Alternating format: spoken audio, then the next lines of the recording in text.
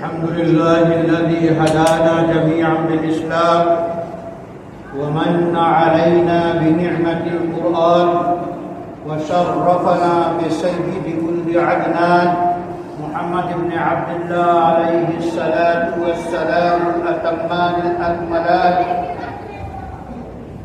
أعوذ بالله من الشيطان الرجيم.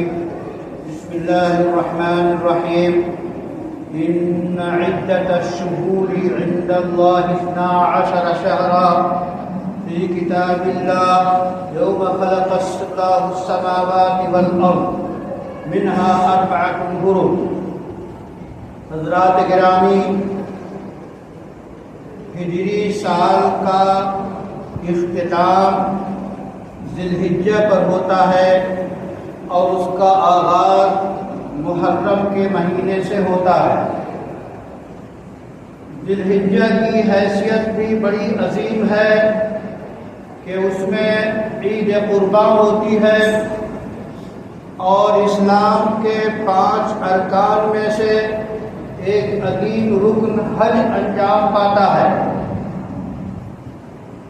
محرم کا مہینہ بھی اس لحاظ سے تاریخی حیثیت کا حامل ہے کہ اس کو ہجری سال کا پہلا مہینہ قرار دیا جاتا ہے. ہجری سال سے مراد عرب میں تاریخ اور سن اور سال یہ مختلف چیزوں سے طے کرتے تھے. ایک سال چلتا تھا واقعے کو یاد رکھنے کے لیے، بڑے واقعے سے یاد رکھنے کے لیے. عام فیل یعنی وہ سال جس سال میں ہاتھیوں کا واقعہ پیش آیا تھا کہ ابرہہ جیسا جو ہے وہ شقی اور بدبخت شخص بیت اللہ پہ حملہ کرنے کے ارادے سے آیا تھا. ایک تاریخی واقعہ تھا. اس واقعے سے گویا تاریخ عرب متعین کرتے تھے کہ یہ کام تاریخ یعنی عام فیل سے اتنے دن بعد ہوا. تو یہ تاریخ طے کرنے کے مختلف طریقے تھے. صحابہ نے مشورہ کیا کہ ہمیں کوئی سال طے کر لینا چاہیے، کوئی ایسا طریقہ جس سے ہم تاریخ متعین کر سکیں. تو باہمی مشورے کے بعد یہ طے پایا کہ ہجرت کا واقعہ ایسا نمایاں واقعہ ہے جس سے سال کی اور تاریخ کی تعین کی جا سکتی ہے. یہی طے پایا اور اس وقت سے ہجری سال جو ہے کہلانے لگا اور اسلامی تاریخ کی تعین اسی ہجرت کے واقعے سے ہونے لگی. اور دوسرا سال ہے شمسی سال جو حضرت عیسیٰ علیہ السلام کی ولادت سے متعلق ہے. جہاں تک شمسی سال ہو یا قمری اور ہجری سال ہو، دونوں سے ہم فائدہ اٹھاتے ہیں اور دونوں سے شریعت کے احکام جو ہے وہ متعلق ہیں کہ آپ جمعے کی نماز، ظہر کی نماز، دن کی نمازیں سورج کو دیکھ کر ہی پڑھتے ہیں کہ کب وہ زوال کا وقت ہوتا ہے، کب سورج ڈھلتا ہے، کب سورج طلوع ہوتا ہے، کب سورج غروب ہوتا ہے. تو یہ سارے احکام شریعت سورج سے متعلق ہیں.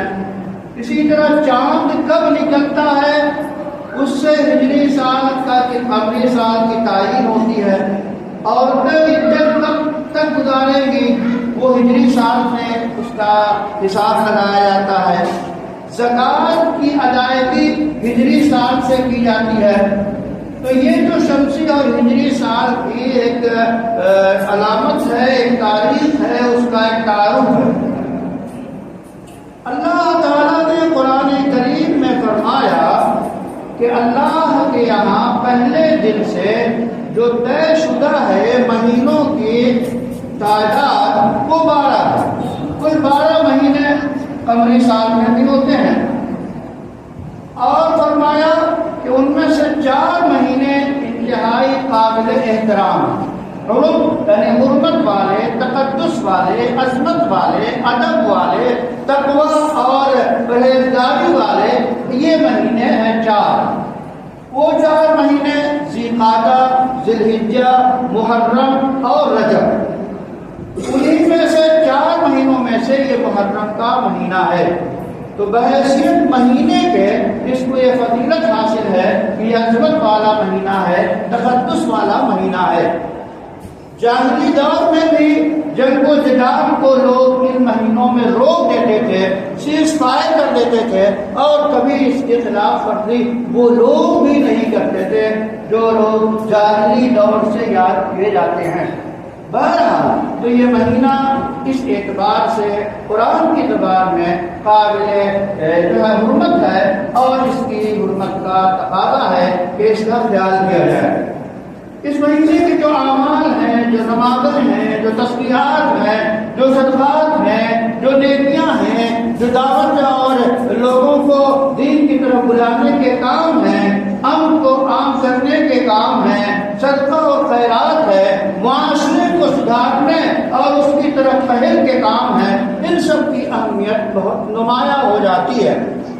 اس مہینے کی خاص طور پہ جو یہ شہرت ہے کہ آپ کے اسی دن قیامت آئے گی، یا اس دن جو ہے حضرت آدم پیدا کیے گئے، یا اسی دن نوح علیہ السلام کی کشتی کو نجات ملی اور دودھی پہاڑ پہ جا کے ٹھہری، یا ابراہیم علیہ السلام کو اسی دن آگ سے بچایا گیا، یہ واقعات منسوب کیے جاتے ہیں جو ہے وہ 10ویں محرم سے، جس کو عاشورہ کا دن کہتے ہیں۔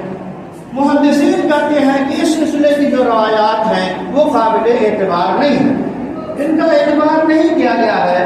البتہ ایک واقعے کی تفصیل بعض روایات میں ملتی ہے، اور وہ واقعہ ہے سیدنا موسیٰ علیہ السلام کا، کہ سیدنا موسیٰ علیہ السلام جب اپنے قوم کو لے کر چلے اور دریائے نیل میں اللہ کے حکم سے انہوں نے اپنا ڈنڈا مارا اور راستہ بن گیا، پیچھے فرعون اپنی قوم کے ساتھ آیا کہ آپ کا پیچھا کرے، حضرت موسیٰ اور ان کے لوگ پار ہو گئے اور فرعون کو غرق کر دیا گیا، ڈبو دیا گیا، اپنے قوم کے ساتھ، اپنے وزیروں کے ساتھ، اپنے بڑوں کے ساتھ، اپنے وزیر داخلہ کے ساتھ، وزیر خارجہ کے ساتھ، جو بھی فرعون کے روش میں چلے گا سب وہ ڈوبیں گے، آج نہیں تو کل۔ یہ وہ صورتحال ہے۔ اس واقعے کو آپ کے بیان حدیث میں بیان کیا گیا ہے، ایسا واقعہ محرم میں 10ویں محرم کو پیش آیا۔ اس کے علاوہ جو نسبت کی جاتی ہے وہ نسبت عام طور پہ حدیث کی جو ہے اصطلاح میں صحیح نہیں ہے۔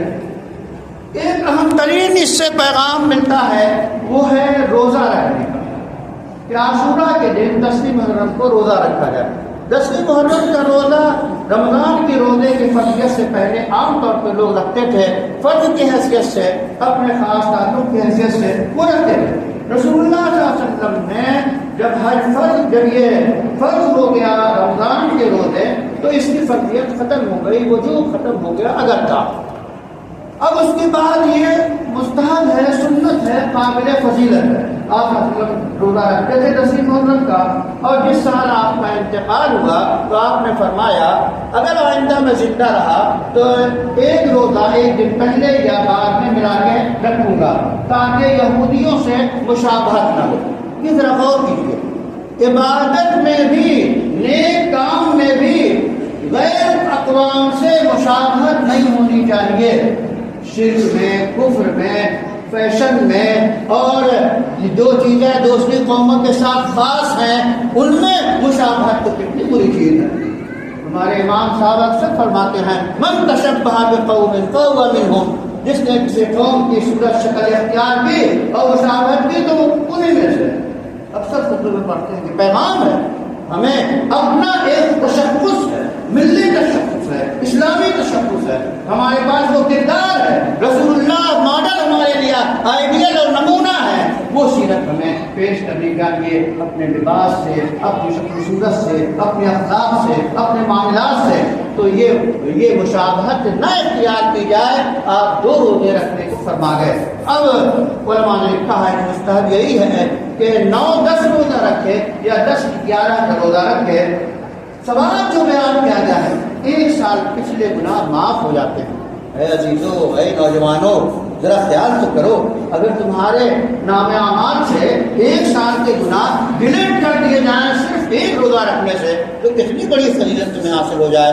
اس کا اہتمام کرو، یہ تقدس کا مہینہ ہے، اس کا اہتمام کریں، اور جو اصل پیغام ہے، چاہے محرم کا ہو، چاہے شوال کا ہو، چاہے ذی الحجہ کا ہو، اصل پیغام دنیا کو اسلام کی راہ دکھانا، خود اس پہ چلنا، اس کی طرف بلانا، پورے قوت کے ساتھ، پورے شدت کے ساتھ، پورے اخلاق کے ساتھ، پورے یقین اور استحکام کے ساتھ، ایسے پرآشوب دور میں بھی ہم دعوت کا کام پورے یقین اور رسوخ کے ساتھ کرتے جائیں، گھر گھر دعوت دیں، اسلام کی اور ایمان کا اختیار کرو، تبھی تم بچ سکتے ہو، اور تمام چیزوں سے ہمیں بچنا چاہیے۔ اللہ سے دعا ہے کہ دنیا میں امن کو عام فرمائے، ہندوستان کے حالات بہتر فرمائے، ہندوستان میں جو خاص ماحول پیدا ہو رہا ہے اس میں ہمیں قابو پانے کی توفیق دے، ایمان اور امانت اس ہندوستان میں، انصاف کو ہم عام کریں، ظلم کو اس ہندوستان سے ہم مٹائیں، ظلم جہاں بھی ہو،